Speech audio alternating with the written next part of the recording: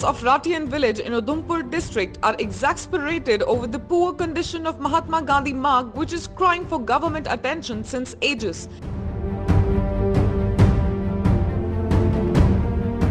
हमें बहुत सारी प्रॉब्लम आती है यहाँ पर, इतना सारा पानी है यहाँ पर, और हम जब स्कूल जाते हैं तो हमें बहुत सारी प्रॉब्लम आती है।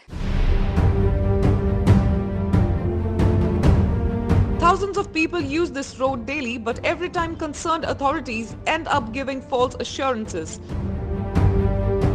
अभी गवर्नमेंट साहब से यही हम मांग चाहते हैं कि देश आज़ाद है, अच्छा काम होना चाहिए, इधर से ऊपर तक रोड बनना चाहिए, बिल्कुल हजारों लोग इधर से जाते हैं। Now, people have sought the governor's intervention into the matter as the concerned department failed to repair the road.